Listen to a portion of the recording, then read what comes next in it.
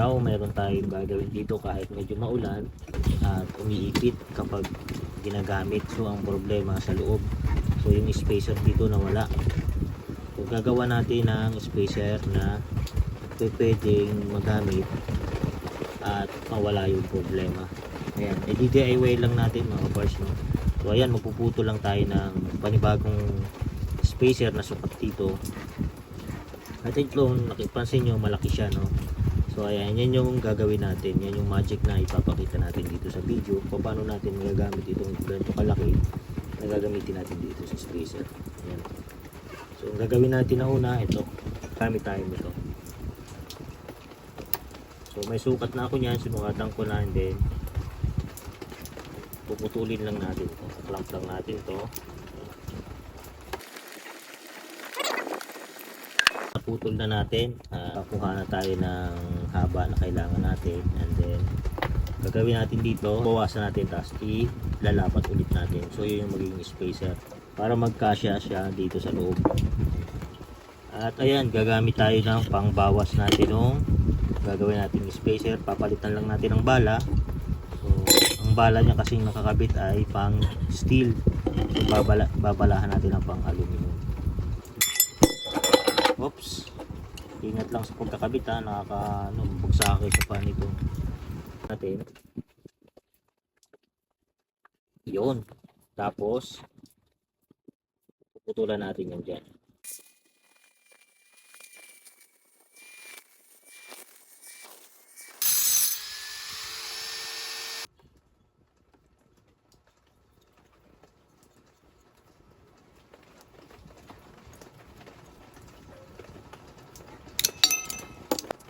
Mukhang kulang pa. Bawas pa tayo. Okay.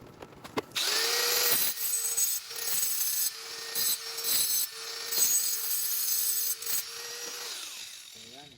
Nilakihan lang natin yung bawas para pag pinagsalubong natin, eksakto siya dun sa butas nung. Ayan, at hindi naman masyadong mahirap ang pag-ano nito. Ito lang din ang gagamitin natin, vice grip. Then gaganyanin lang natin.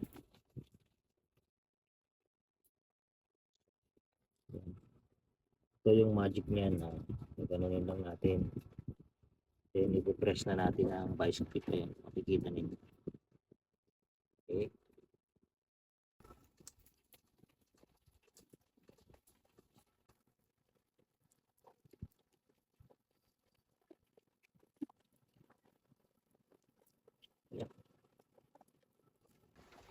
Yan, binawasan ulit natin kasi medyo malaki pa yung bilog. Ganun pa rin ang procedure, no? Tulak-tulak. Dandahan kasi pagka binigla ninyo, hindi yan bibilog. So ang press ng plies dapat dandahan lang, huwag yung mamadali para bilog pa rin siya. Ayan.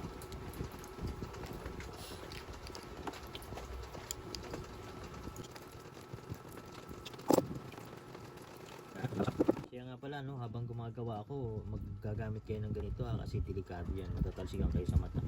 Ayan. Reminders lang, ha.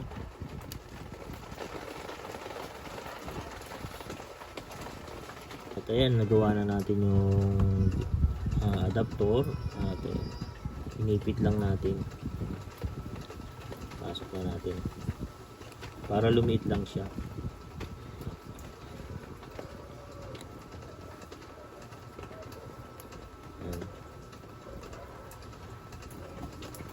Ayan, magbabawas pa tayo kasi makapal pa yan. Babawasan pa natin ito.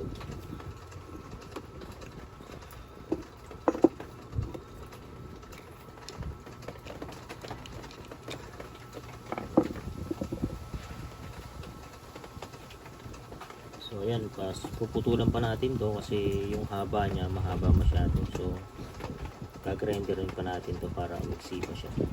Ganun lang.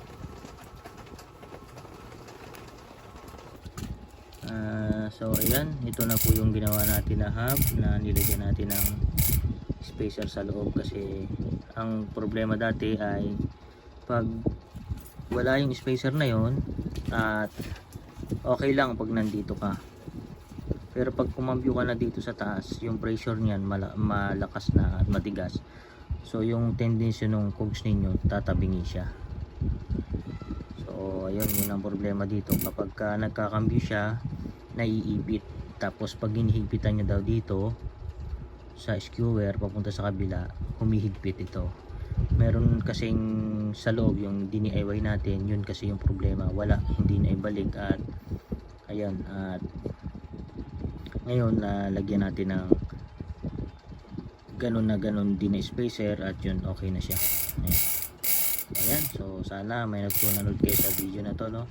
At ito, hindi naman lahat ng hubby ganun ang disenyo. Depende po yan sa mga cassette type hub natin, no? Ayan, thank you.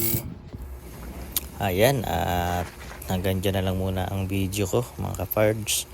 At siya nga pala, no, i-continue ko na lang at ikwento ko na lang yung mga huling pangyayari, no, doon sa video. Bali, ano yan, yung nakita nyo nung naipasok ko na doon sa butas ng fouls doon sa lagayan, yung spacer, wala na po akong ibang ginawa doon na magic pa or anuman. Ang ginawa ko na lang po doon, kininis ko lang po yon, yung spacer na yon, and then yung loob po, pinadaanan ko rin ng liha, parang pinakinis ko at medyo pinalaki ko para naman yung axle na dadaan is hindi siya mahigpit or smooth lang siya sa loob. And then yung kabila ang dulo po nung tube na ginawa ko na spacer, pinantay ko lang po yun kasi eksakto na rin po pala yung sukat ng pagkalitaw niya. So nung nilagay ko na po at pinasok ko na dun sa hub yung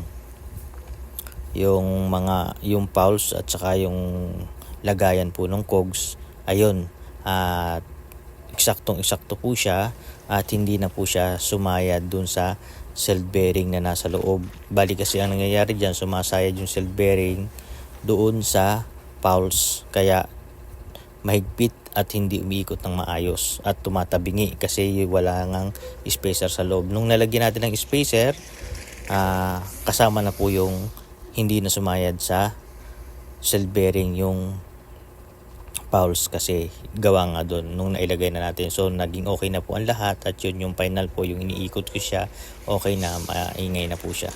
Ayun, thank you po sa inyong lahat. Paki-share and like na lang din po ang video ko na to. At nandyan po yung link sa baba at ipa-plus ko na rin po dito sa screen yung aking YouTube channel.